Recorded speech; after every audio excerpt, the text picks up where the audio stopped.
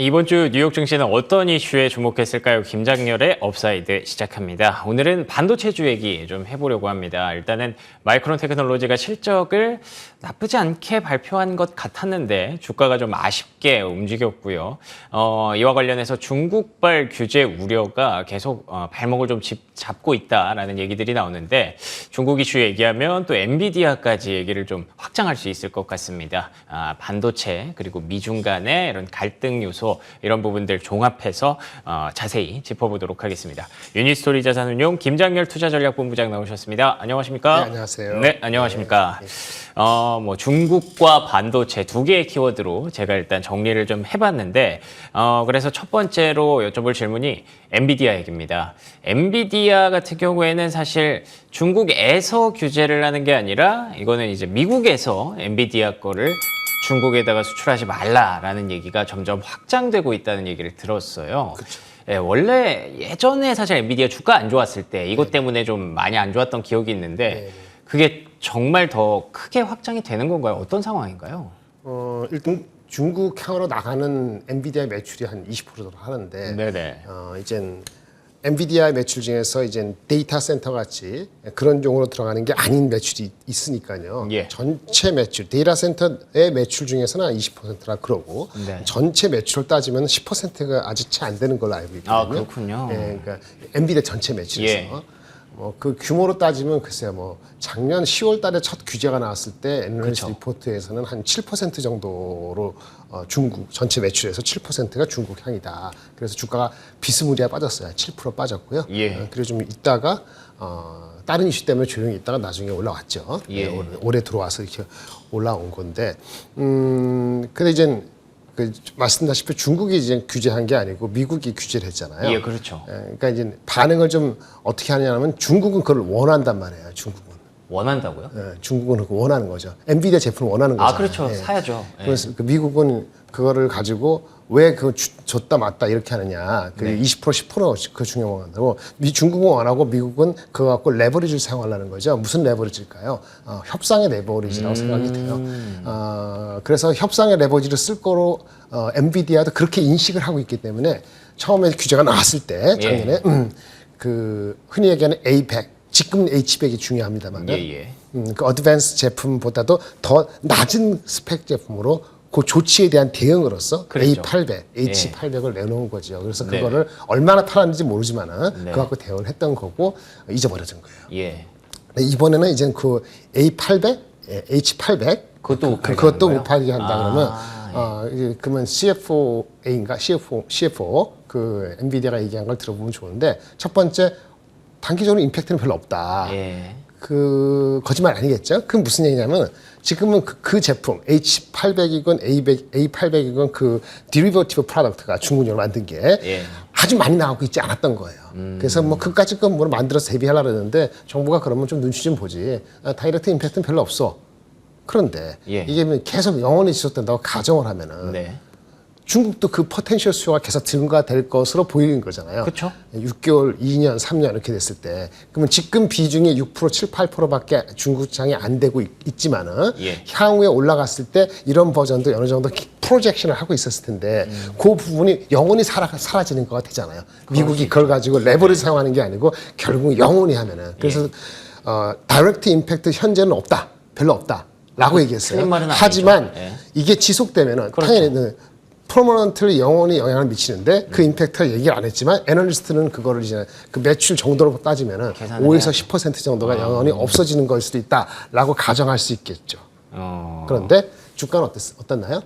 그게 나왔을 때 장외에서 한 3% 빠졌는데 그 다음에 한 1점 몇 프로 정도로 빠지고 오늘 약간 빠졌나 모르겠는데 그 정도에서 그러니까 결국은 제가 저번에 말씀드린 것처럼 그래서 심리적인 요인에서 한 5% 빠지면은 임팩트 맥시멈 10%에 대한 반 정도는 빼놓고 시작하는 건데 그거 가지고 이 회사의 주가가 계속 내려가느냐 이건 다른 문제가 되는 게 중국향으로 나가는 게 5%건 10%건 다이렉트 임팩트 별로 없는데 향후에 커퍼먼트 될 수 있는데 그럼 이거 어떻게 할까요? A800, H800이 아니고 기존에 받고 있는 A100, H100 자체가 수요가 elsewhere 다른 쪽이 워낙 많기 때문에 네네. 그게 보완될 가능성이 꽤 있죠. 그러다 보니까 주가는 아주 영리하게 한 3% 5% 빠지고 정도를 그렇게 하고 이익 실현의 빌미를 제공하는 정도로 그칠 가능성이 있어서 큰 방향성은 이런 잡음이 나왔습니다만은 크게 주가적으로는 영향이 네. 없을 것 같고요. 예.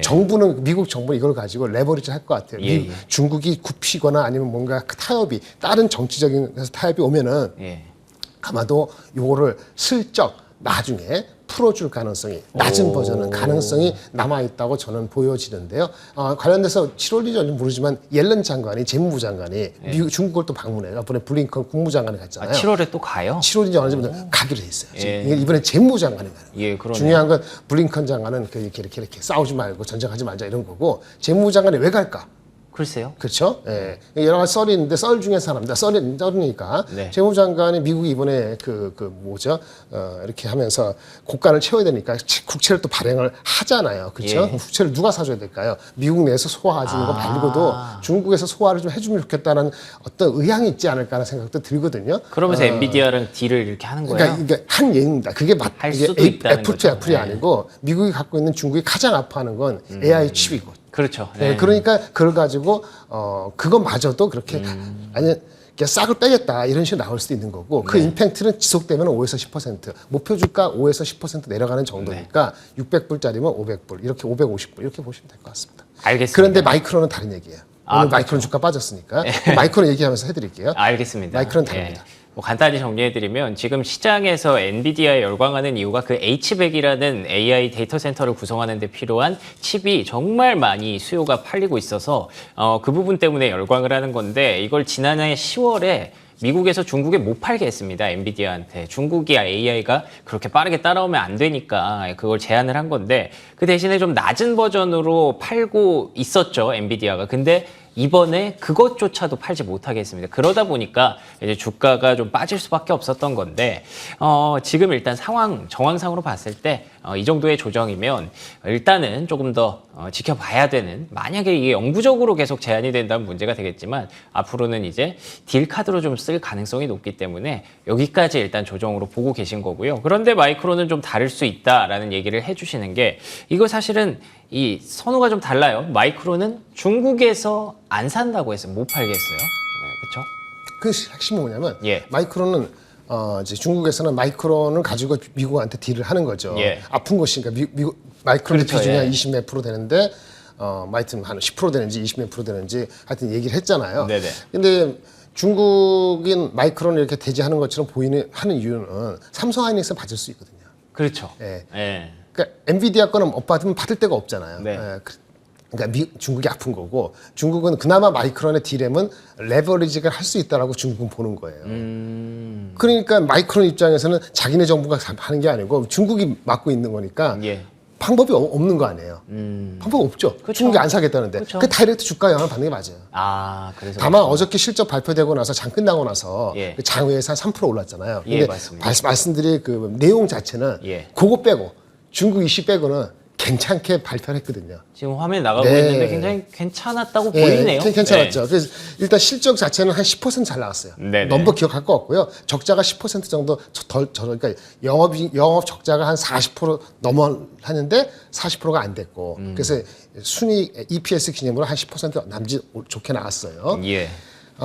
그리고 가이던스 6, 7, 8월 달 가이던스는 2분기보다 5월달 분기보다 좀 좋아지는 건 가이던스 줬어요.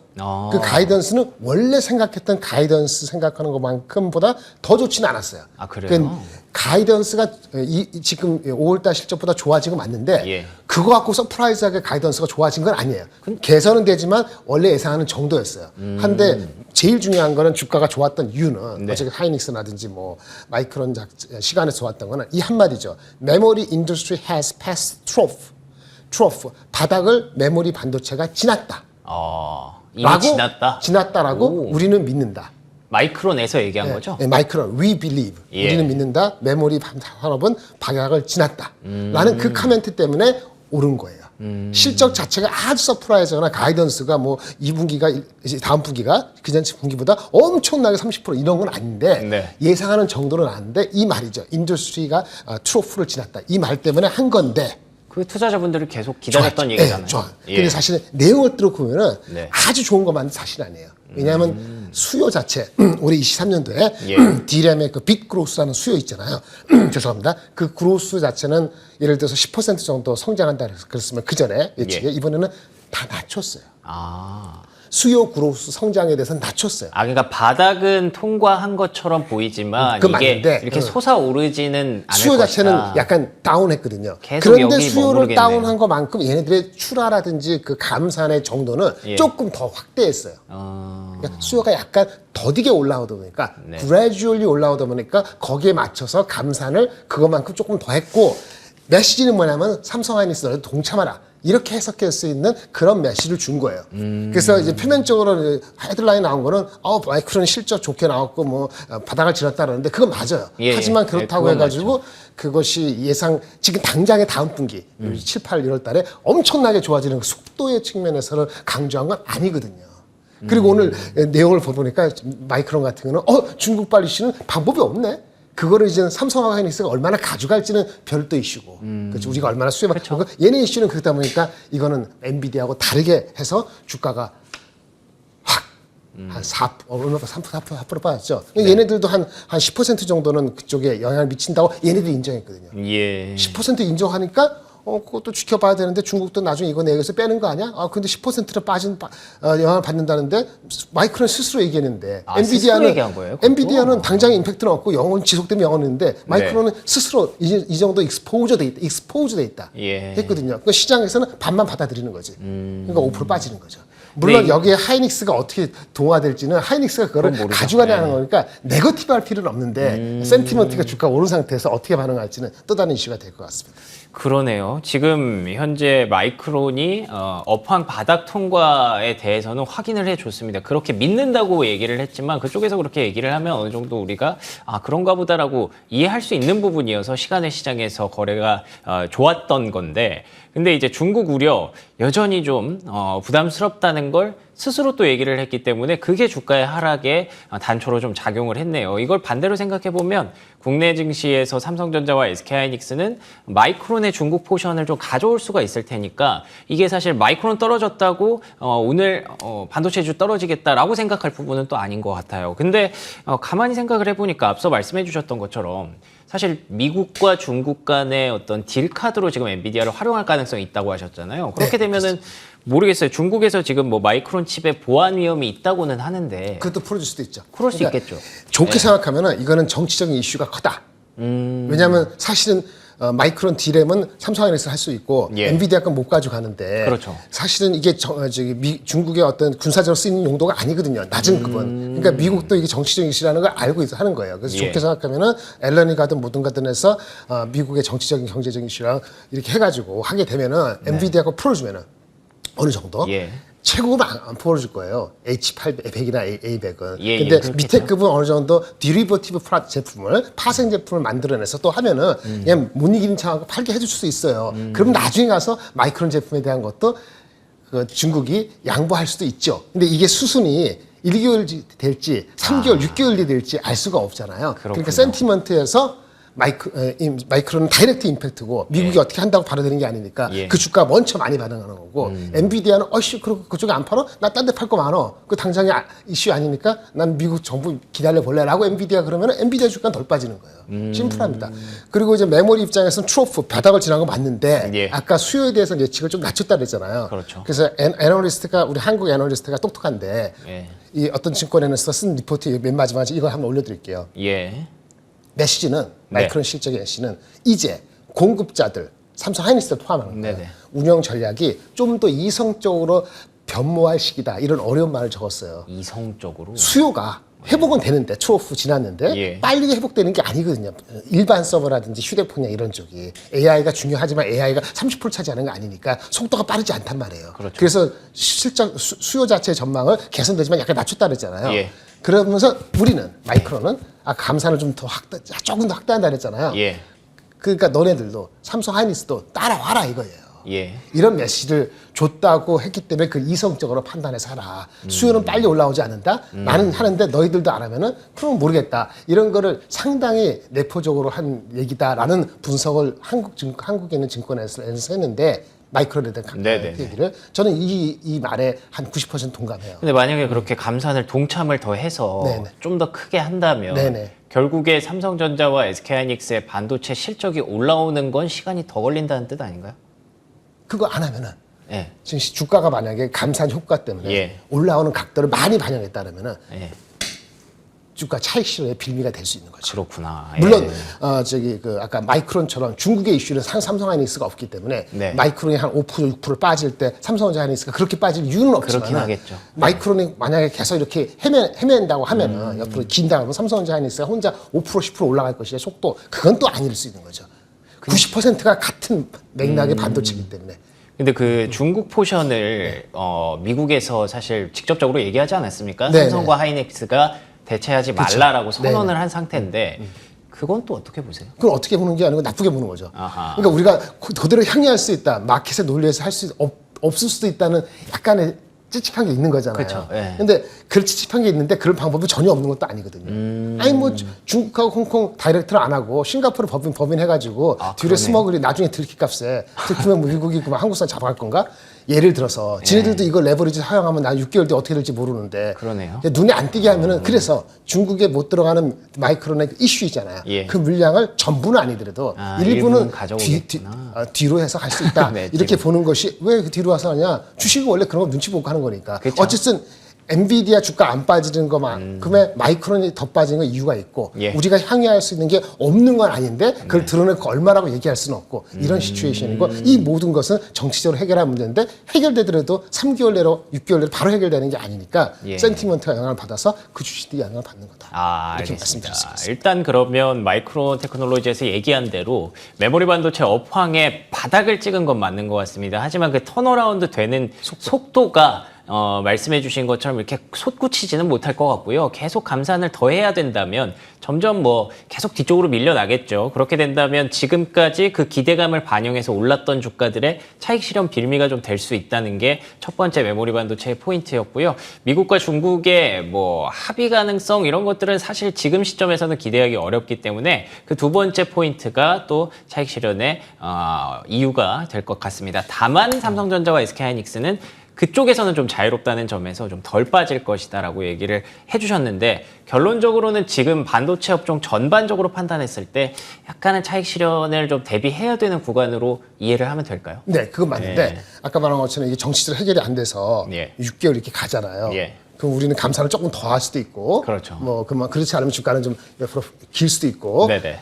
그런데 시간이 약이에요. 내년 되면은 내년 중반 이맘때나 네. 우리 미국이 금리를 내려야 되는 그 시점에는 반도체 투자를 안 한 것 때문에 서플라이 디맨드 수요 공급이 내년 중반에는 완전히 바뀌어요. 그렇군요. 그걸 다 알고 있기 때문에 네. 반도체 가격은 결국은 연말 연초 지날 때 오르게 돼 있어요.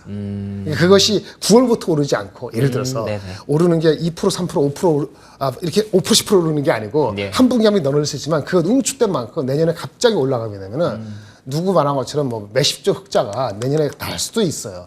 그걸 사람이 알기 때문에 빌미가 주가가 반락을 하더라도 그 추세가 제가 말씀드렸잖아요. 엔비디아가 10% 이상 빠져서 고점에서 예. 한 2주 쉰다. 이 정도의 임팩트가 삼성하이닉스에 일어날 거다라고 보지는 않습니다. 그 다음을 보는 사람들이 있기 때문에. 알겠습니다. 조정은 길지 않고 깊지 않을 것 같습니다. 있더라도요. 알겠습니다. 뭐 최근에 사실 시장의 랠리를 이끌었던 게 반도체주라는 건 누가 뭐래도 자명한 사실입니다. 그렇지만 그동안 좀 좋은 것만 보고 계속 랠리를 이끌어왔다면 지금부터는 좀 속도 조절, 과속에 따른 차익 실현 매물 출회 이런 것들이 좀 나와야 되는 그런 국면인 것 같네요. 하지만 그 조정은 길지 않을 것이다 라는 것도 본부장님께서 강조해 주셨으니까 앞으로도 꾸준히 반도체 섹터 참고해 봐야 될 것 같습니다. 지금까지 유니스토리 자산운용 김장렬 투자전략 본부장과 얘기 나눠봤습니다. 오늘도 좋은 말씀 고맙습니다. 네, 감사합니다.